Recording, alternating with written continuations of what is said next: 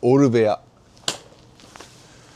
スペインのバスク地方に本社が置かれている会社で、歴史自体はなんと200年弱続く超絶老舗自転車メーカー。現在はですね、協同組合という形でですね運営されている、他のメーカーにはないちょっと特殊な形態で運営されてるんですが、今回はそんなオルベアのオルカエアロ3台借りてきましたので、インプレッションしていきたいと思います。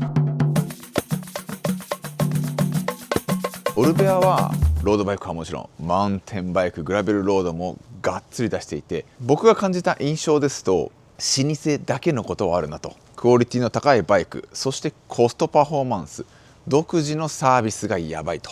いったような印象でございます。オルベアのロードバイクのカテゴリーにはオルカというジャンルがあります。基本的にはこの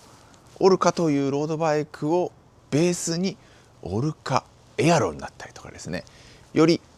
高品質なカーボンを使って軽量化、そして合成感のバランスをねいい感じに保った OMX というですねグレードの上位グレードのオルカ。昨今の時代にしては珍しく軽量オールラウンダー、そしてエアロ特化、エンデュランス特化と3つのモデルを出しています。昨今はですねやっぱ軽量エアロかエンデュランスという感じで、軽量特化のモデルがどんどんちょっとこう消えていくというか、縮小していく傾向にある中で、オルベアとしての考え方はやはりそれぞれのフィールドに合ったバイクが一番いいよねという考え方で、エアロ特化のモデルもあれば、後ろにあるですね軽量のオールラウンダーモデルもあって、そして当然ですねエンデュランスモデルもあると。今回ねお借りしたのはいわゆる軽量オールラウンダーが1台、そしてこのハイコストパフォーマンスのバイクが1台で、エアロ特化のバイク1台ということで3台を借りしてきました。オルベアの強み、僕が感じているネガな部分もですね、今回包み隠さず皆さんにお伝えしていきたいと思いますんで、楽しんで見ていただければなと思います。まずはこのハイコストパフォーマンスモデルについて触れていきたいと思います。1台目はこちら、オルカ M30 です。オルベアのロードバイクのラインナップは先ほども言いましたが3つありますが、基本的にはこのオルカがベースになります。このオルカが派生してエアロになったり、よりいいカーボングレードを使った軽量モデルになったりとするんですが、こちらはですね上位モデルですね、今後ろにある緑色のバイクと形状は全く一緒です。セカンドグレードのカーボンを使っていて、ややエンデュランス寄りのジオメトリーになっています。ハンドルもですねちょっとアップライドな感じになってますが、基本的には上位グレードと同じモデルになってます。当然全部カーボンになってますね。リアディレイラー、スプロケット、ブレーキ、クランク、そしてこの辺のレバーもですね全て105になってます。これでぶっちゃけ十分です。ホイールはアルミの缶組ホイールがついています。スポークはですね丸のスポークになっていますと。シートポスト、ステム、ハンドル周りもアルミのものがついていて、セミ内装フレームということで、ここだけちょっとですねケーブルが露出しているのですが、ほぼ内装になっています。見た目はすっきりしているだけではなく、メンテナンス性もベリーグーなものになっています。フレームの形状はですねオールラウンダーらしく、非常にバランスの取れた形をしています。ホイールベースもですねちょうどいいです。トップチューブがですね結構平べったくなっておりまして、ヘッド周りも非常にすっきりしています。リア三角もですね昨今のこのリア三角小さめではなくてですね、割としっかりと上まで来ている形状で、本当にオールラウンダーという名にふさわしい伝統的なスタイルになってるかなと思います。フレームがかなりいい印象ですね。なかなか軽いです。ベース車両としては間違いないというか、めちゃくちゃいい車両かなと思います。またがってみるとこんな具合ですね。ミドルグレードのクラスになるんですけども、漕ぎ出ししかり、上りもそうですけど軽快な走りをしてくれます。なかなかですね走ると分かる、軽いなというふうに感じます。ポジションはですね若干こうアップライドな感じになってますね。またがってみると分かりますが、アップライドな姿勢できつい姿勢を保つ必要がなくですね、景色なんかを楽しみながら走ることができるバイクになっています。タイヤクリアランスは32シート、いわゆる普通のロードバイクのクリアランスになっています。やや太めのものも履くことはできますが、個人的には28から30ぐらいでいいんじゃないかなと思います。セカンドグレードのカーボンを使っていて、十分ですね、初めてのカーボンロードバイクで失敗したくないなっていう人は、間違いなくこれは失敗しないタイプのロードバイクになりますね。面白い部分を一つ言うとですね、このオルカ M30 はこちらストレージボックスがついてます。パカッと開くんですけど、はい、ここにですね、替えのチューブですとか携帯工具、あとは補給食なんかもですね入れることができます。何か高い買い物をしちゃったとかね、このバイクを買ってしまった時の領収書なんかもですね、ここにしれっと隠すことができますので、領収書をですね墓まで持ち歩くことができますので、そういった意味でも安心な領収書ボックスもついてます。このですねストレージボックスは位置がすごくいいですね。サドルバッグとか、フロントバッグつける人いっぱいいると思うんですけども、 BB の近くについてますので、重心が下に来ますので安定した走りができるんじゃないかなと思います。ここのアイデアはとてもいいですし、非常に見た目もすっきりしています。もちろんですね取り外すこともできますので、自分のスタイルに合わせてつけたり外したりできることはね、とても良いかなと思います。価格が39万9300円、40万しないぐらいですね、税込みなんですけども、もちろん決して安くはないかもしれませんが、かなりコストパフォーマンスは昨今のバイクの中ではいい方なんじゃないかなと感じてます。ということで結構ねかなりベタ褒めしちゃってるんですけども、一応ネガな部分も触れておくと、フレームはねすごくいいなと個人的に感じますが、やはりちょっと若干ホイールがですね重く感じてしまう場面がちょくちょくありました。初めてのカーボンロードを乗る人からするともう十分すぎるぐらいめちゃくちゃ軽くていいじゃんって感じると思うんですけども、よく言えば非常にポテンシャルがさらに残ってるバイクですね。これにカーボンのちょっと軽めのホイールを履かせるだけで上位グレードのオルカいるんですけども、これにかなり近づく優れたバイク、いわゆるレースとかね、ヒルクライムのレースとかなんかでも全然活躍できるようなポテンシャルを持ったバイクなんじゃないかなと思います。ちなみにサドルもですねフィジークの結構いいサドルがついていて、要所要所細かい部分がですね妥協がなくてですね、かなり僕は好印象でございます。このストレージボックスもですねついてくるんで、ちょっとお得感もありますしね。ということであえて絞り出すとホイールかなと思いますが、ぶっちゃけ価格帯とか考えれば十分すぎるクオリティなんじゃないかなと思います。次行きましょう。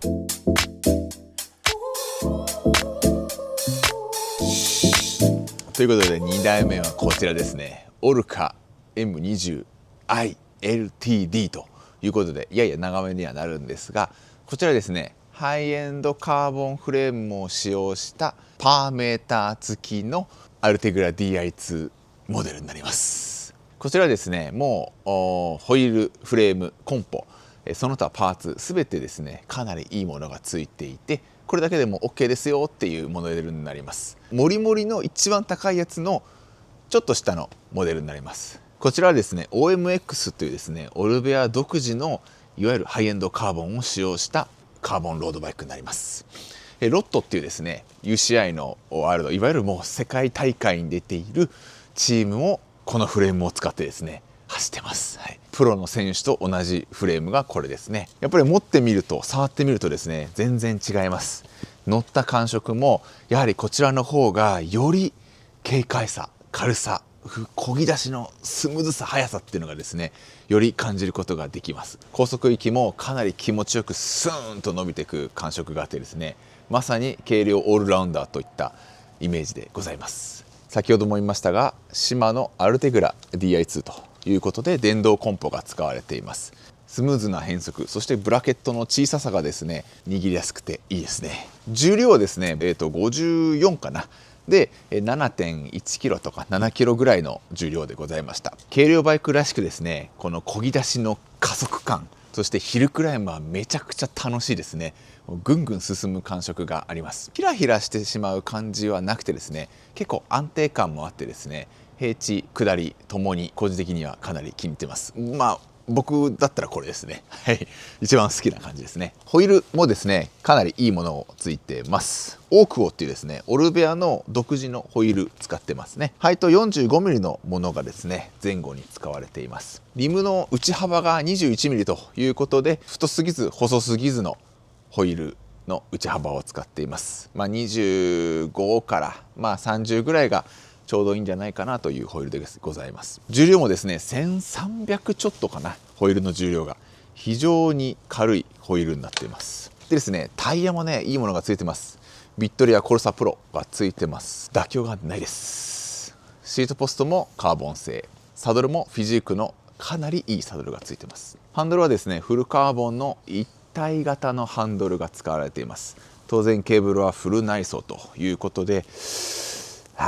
火の打ちどころがあまりないのが正直なところですね。これがフルパッケージでございます。4i のですねパワーメーターも搭載されていまして、後からパワーメーターを購入する必要がない上に自分の好きなペダルをねつけることができます。価格はですね100万円ちょっと超えるというぐらいで、他社の同じグレードのものと比べてややコスパがいいなと思うんですが、ここでですねやはりオルベアならではのサービス、これのおかげで劇的にコストパフォーマンスが上がります。マイオーというですねサービスをオルベアは独自でやっています。これは何かというと、マイオー対応のフレーム、例えばこのバイクなんかはマイオー対応してるんですけども、自分の好きなカラーでカラーアドをすることができます。ホイールも自分の好きなカラーでですね選択することができて、自分好みのカラーがね何色もあるのでどれにしようかなって選んで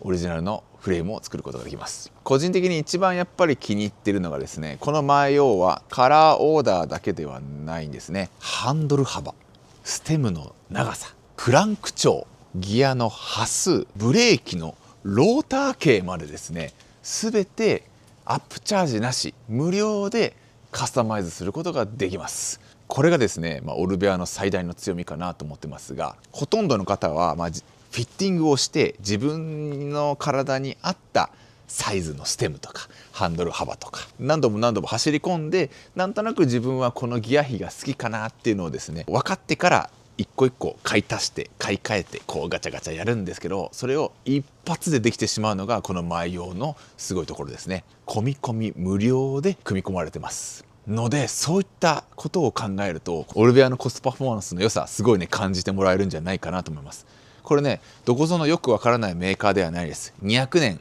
の老舗の自転車メーカーがやってますので、非常に安心感もありますし、ブランド力もねちゃんとあるメーカーですので、いやこれはですね僕はすごいなと思います。僕だったらフィッティングをバシッとしてからこのオルカを多分購入するかなと思います。自分の好きな色、自分の好きなポジションにしてギア周りも全部カスタマイズしてオーダーしたいなと思いますが、バイクのクオリティはもちろんそのサービスの部分もですね非常に優れている部分だなと思ってます。ちなみにまたがってみましょうか。またがってみるとこんな具合でございます。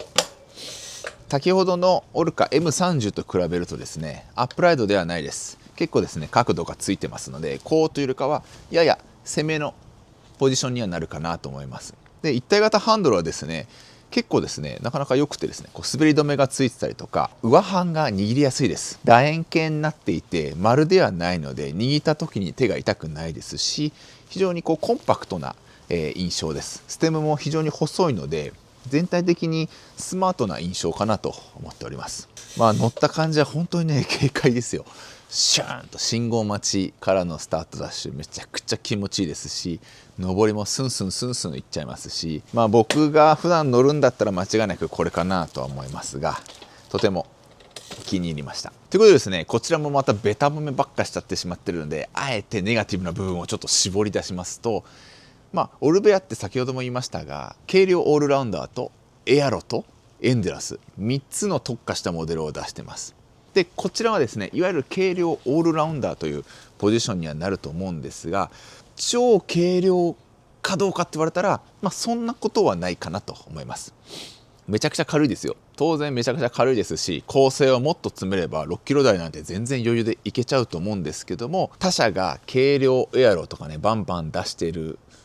のであれば、このバイクはもうカリカリの山岳特化バイクみたいに、めちゃくちゃ軽く仕上げてくれるとキャッチーで、引きがあっていいんじゃないかなとは思いますけども、軽きゃいいってわけではないんですけども、どうせ3つに分けるんだったらこのバイクめちゃくちゃ軽いフレームにしちゃおうっていうのもありだったのかなとは思いますが、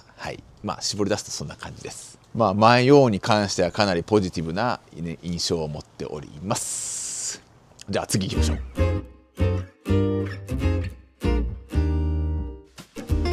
はい、ということでこちらはオルカエアロ105の DI2 モデルを搭載したバイクでございます。多くをですね独自のホイールを使われていて、リムハイトも50と、昨今のバイクでこういう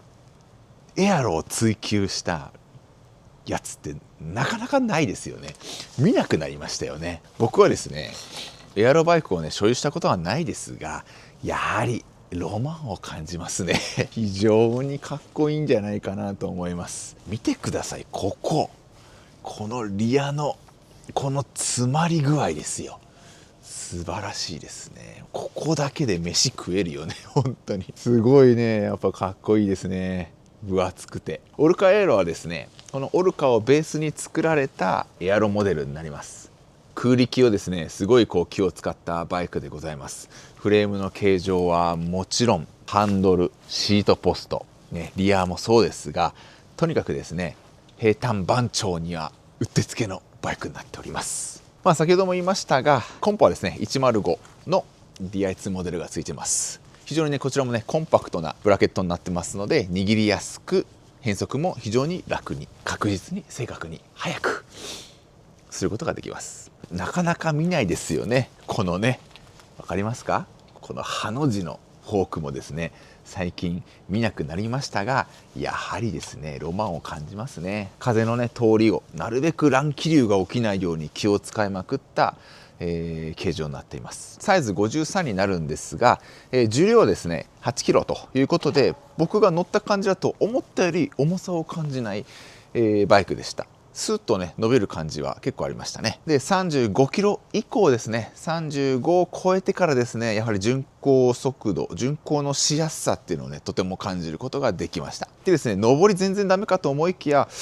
意外に登れるなと、結構印象は良かったです。はい。こちらもですね、いわゆるハイエンドカーボンですね、 OMX というロットが使っているカーボンと同じものを使ってますので、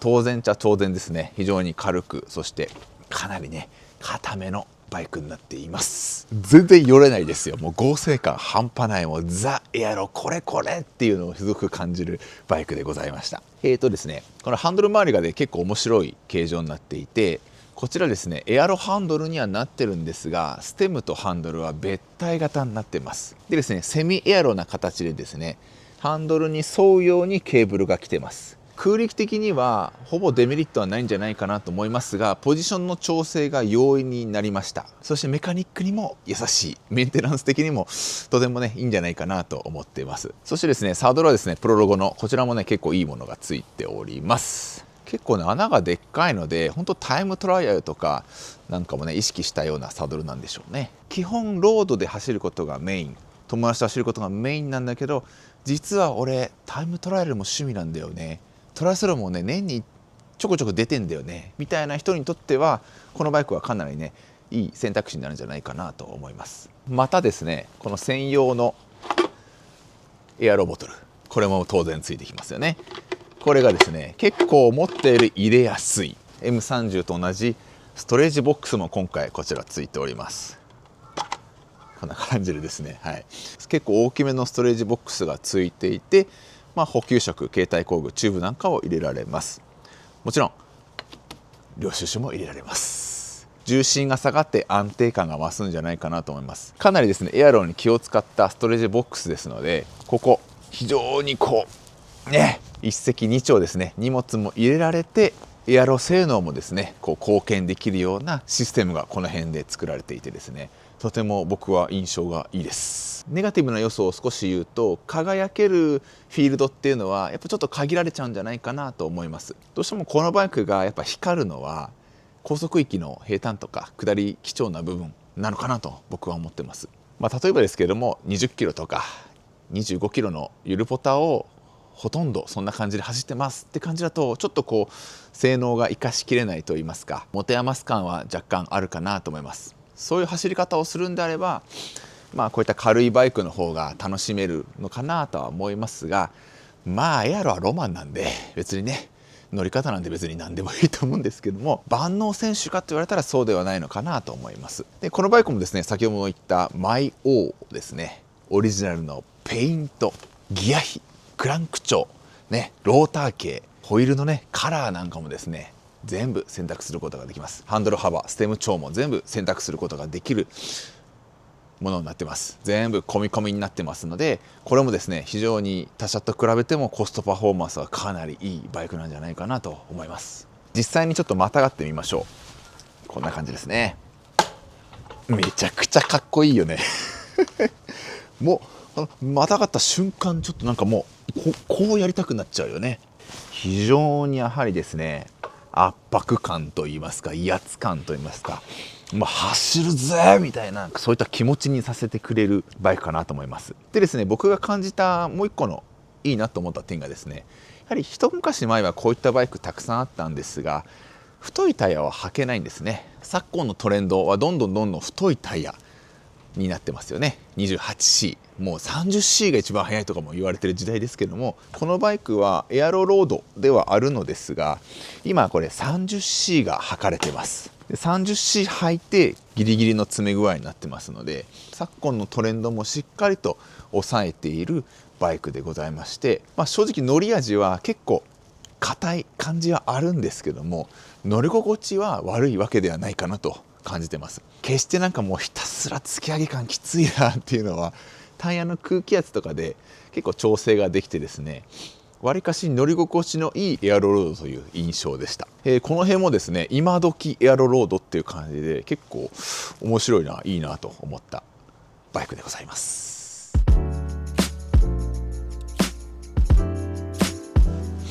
さあということで、1、2、3台と紹介してきました。どれもですね本当にすごくいいバイクでございます。あんまり欠点がないかなと思ってますが、まとめに入りたいと思います。オルベアのいいところ、やっぱ強みっていうのは高いコストパフォーマンスと、軽さが結構強みなのかなとまずは思います。他社メーカーと比べて同等のグレードのものをより安くコストパフォーマンスよく販売されてて、そこはねまずいいポイントかなと思います。そして何といっても一番の強みはですねマイオーですね。もうこれです。もうこれが最大の強みですね。マイオー対応のバイクに関してはアップチャージなし、無料でオリジナルのカラーのフレーム、オリジナルカラーのホイールを選択することができて、クランク調、ステム調、ハンドル幅、ギア比、ローター系、細かい部分を全部セミオーダースタイルで注文することができるっていうのはですね本当にすごいことだなと思います。もう驚愕ですよ本当に。自分の体にぴったりに合わせたバイクを注文することができ、自分好みの色のバイクを作ることもできるということで、これに関しては、他社ではなかなかないです。そしてオルベアの弱みに関してもちょっとね僕なりの解釈でちょっとね話しちゃいますけどもね、情報量と認知の少なさがオルベアの弱み、課題なのかなと僕は思います。ぶっちゃけねヨーロッパではもう確固たる地位を築いているオルベアですね。ヨーロッパでずっとね200年やってるメーカーさんですから、誰もが知るブランドではあるんですけども、アジア圏、例えば特に日本においてはですねまだちょっとね乗ってる人は少ないんじゃないかなと思います。僕自身もいろんな自転車のイベント参加してますけども、オルベアオルベアオルベアオルベアっていう感じでめちゃくちゃオルベアを見るかっつったらそんなことは、ないかなと思います。ちらほらポツポツいるなという印象です。まだまだオルベアの試乗会っていうのは正直そこまで多くないと思いますし、それもあってやっぱインプレッションの記事とか、YouTube とか SNS での情報の発信が少なくて、ユーザーも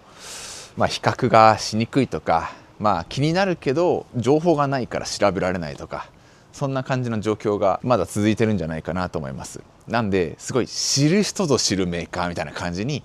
なっちゃってますね。老舗でめちゃくちゃ有名なのに、そんなイメージが僕の中ではあります。僕自身もですねオルベアはもちろん知ってはいましたけども、めちゃくちゃ詳しかったかっつったらそうでもなかったのが正直なところですね。他にもですね実は電動いいロードバイクゲインにもですね実は乗っていてですね、これもめちゃくちゃ良かったんですけども、これはね別の動画で上げてるんで合わせて見てもらえたら嬉しいんですが、なんで今まで詳しく調べてなかったんだろうとか乗らなかったんだろうとかいうふうに感じるほどですね、結構印象はとても良かったです。高品質でコスパが良く、そしてマイをですね、この3つの軸がオルベアの強みだと思いますので、これからね試乗会とかイベントなんかでバンバン出店とか発信する人が増えていけば、日本でも定番で人気のブランドになることは間違いないんじゃないかなというふうに今回ね乗ってみて感じましたということで、こんな感じで今回のレビューを終わらせたいと思います。ご視聴ありがとうございました。参考になったら、ね、ぜひねいいね等々よろしくお願いします。下の概要欄にですねオルベアのリンクなんかも貼ってみますので、前をね手軽にちょっとねカラー選択とかして遊べるので、ぜひいじってみてください。ご視聴ありがとうございました。